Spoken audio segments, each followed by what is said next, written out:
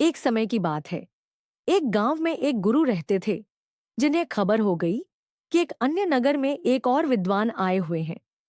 वे अद्भुत ज्ञान के मालिक थे और आगे बढ़ने के लिए सबकी सहायता कर सकते थे। ये खबर सभी को बहुत पसंद आई और सभी लोग उस नगर में उनसे मिलने के लिए जूझने लगे।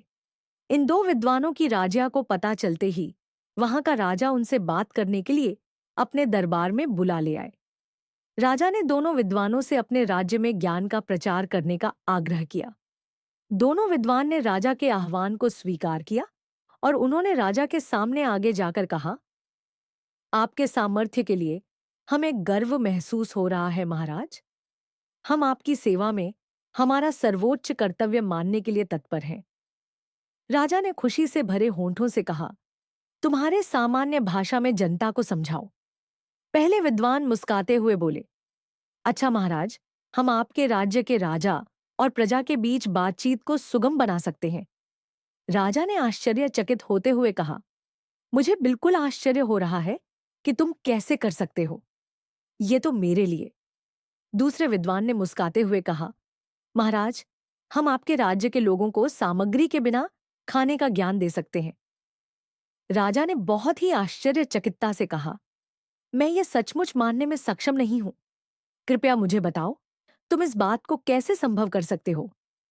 पहले विद्वान ने कहा, महाराज, हम विज्ञान का उपयोग करके एक ऐसा उपकरण बना सकते हैं जिससे हम राजा की मर्यादा के साथ बातचीत कर सकते हैं।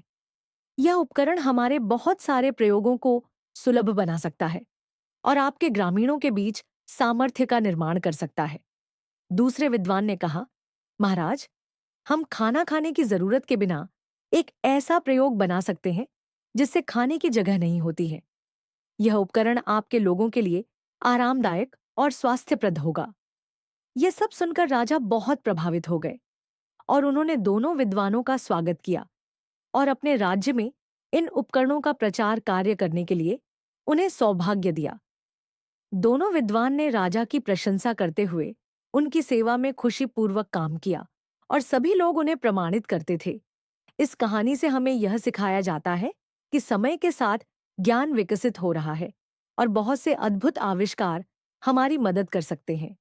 दो विद्वानों के उदारता, समर्पण और सेवाभाव की मिसाल हमें ये बताती है कि हमें हमारे ज्ञान